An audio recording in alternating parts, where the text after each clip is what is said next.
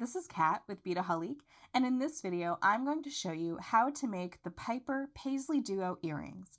Now as you can see I have 2.5 done here, so let me go ahead and show you what this looks like.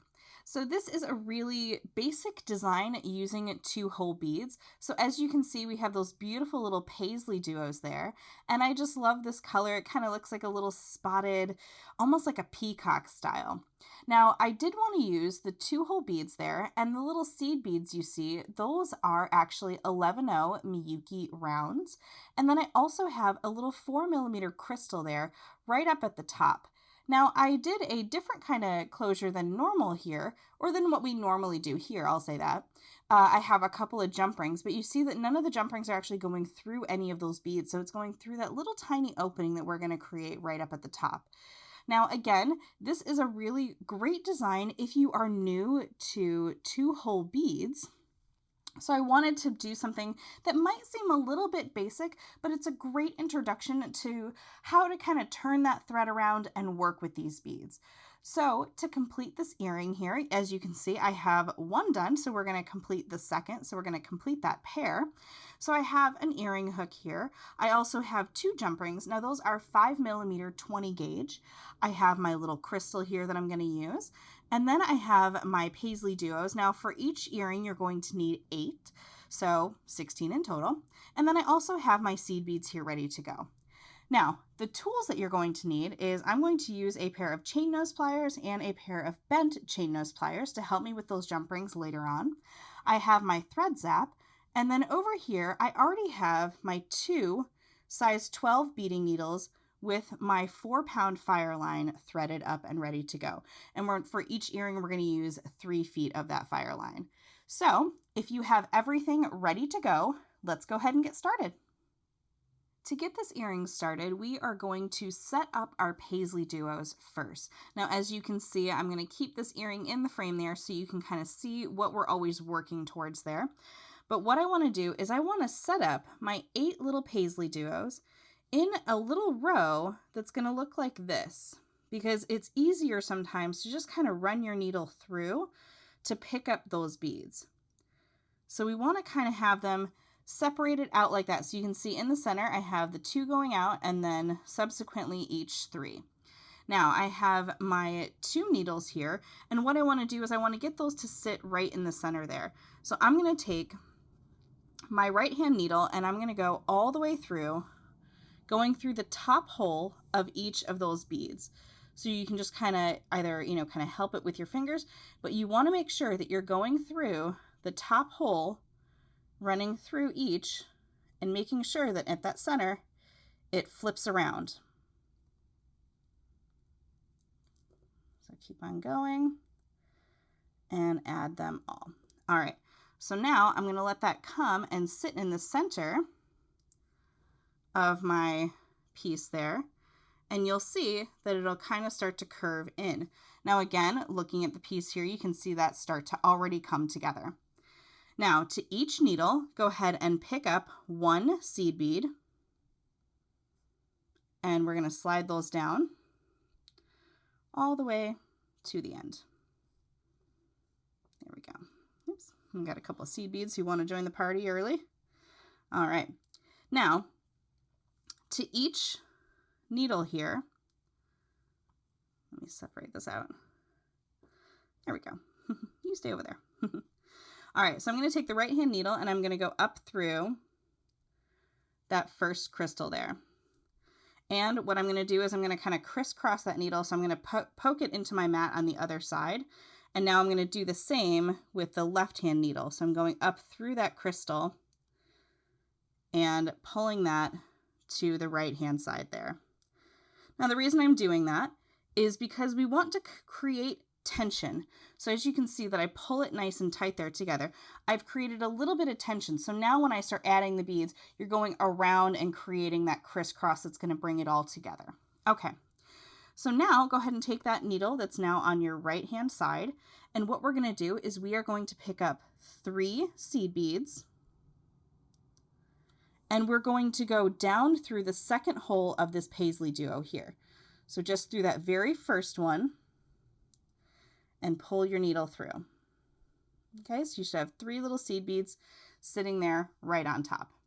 Now, between each of these Paisley duos, we are going to add 1 seed bead until we get to the bottom, and then I'll show you that.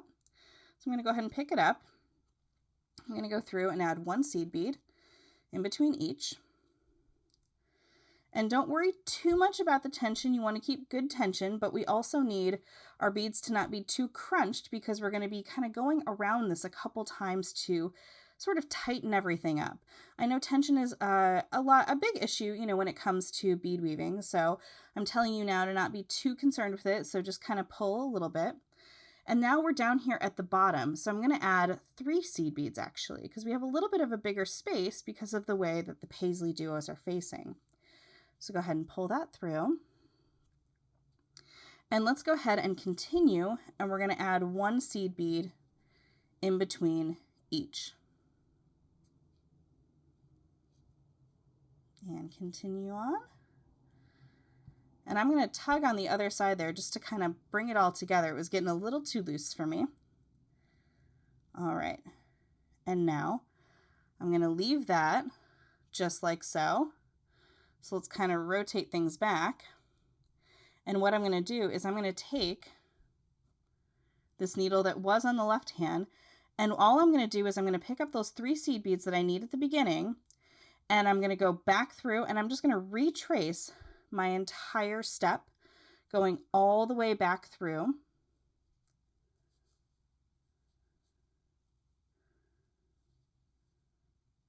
Now, of course, on this pass, I'm not adding any seed beads.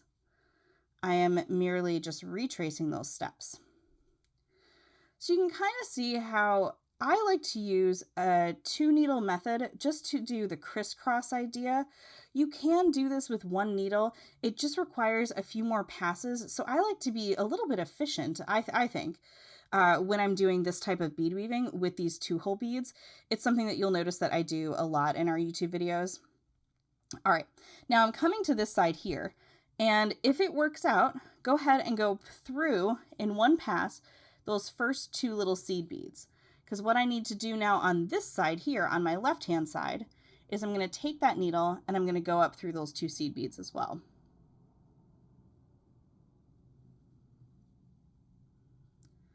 Okay, so now here is what we're looking at. We've gone all the way around. We have our 3 seed beads at the bottom there. We have 1 seed bead in between each. Now, before we move on, this is your opportunity to kind of tighten everything up. So what I want to do is just give a little tug here. And you'll notice down here at the bottom, those 3 can sit side by side. But what I want you to try to do is go ahead and sneak your needle in there and maybe try to pull that one down. So it kind of creates a little crest. You can see over here that it's pulled really, really tight. Now you can leave it like this if you want. You can leave it a little looser. You can see that it still has some wiggle room, or you can tighten it up. I will leave that up to you and your design eye and what you prefer. But I'm going to go ahead and try to just tighten and just kind of wiggle it up a little bit. Make sure that everybody is nice and happy in there. All right. There we go. So you can see that it kind of tightened that up, right? Okie dokie. So now what I'm going to do is I'm going to take the needle that is in my right hand over here, and I'm going to simply pick up 4 seed beads. 3 and 4. All right. Now I'm going to create that little arch at the top. So I'm going to go up and over, and I'm going to go down through these 2 seed beads. And if it works out, go ahead and continue and go down through that Paisley bead. Again, if you have to do more passes, that is okay. Don't get too kind of backed up with that. Sometimes it works out nicely, and sometimes it doesn't. Happens to me too. All right, so now I'm going to go through this side again. But what I want to do is I want to go through a couple beads there.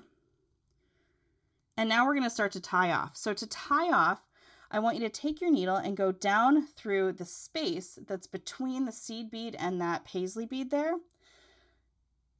Create a little loop. Put your needle through that little loop and pull nice and tight. So that should be one of your little pieces there, one of your little knots. And now, you guessed it, we're going to do that again. So just go through and tie a second little knot, and you should be all good to go. So now I'm going to leave that side as it is, and I'm going to come to my other side here. And you guessed it, we're going to go right up and over, back through those 4 seed beads there. Now this is where things are getting tight, so be patient with getting your needle through.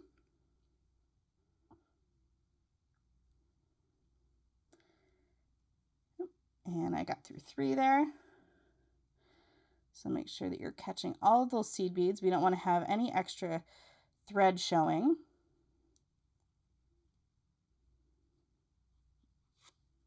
All right. And you can start your knots here if you like. I like to just do at least 2 on each side.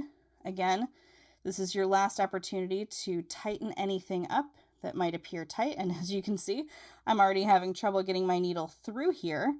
And that is okay. That's actually kind of what I want, because that means my work is nice and tight. But we want to try to do this without cracking a needle or cracking a bead. So please be careful. All right. So my loop, loop-de-loop. And I actually think that's going to be good for me. Let's see if I can get it through this next one easily. Oh, I can. All right, that'll work. All right, beautiful. So now I can take off my needles from each side there. And the first thing I'm going to do is come in with my thread zap, and let's go ahead and zap off these little threads here. So you can see it light up and zap off and light up. And zap off. Beautiful.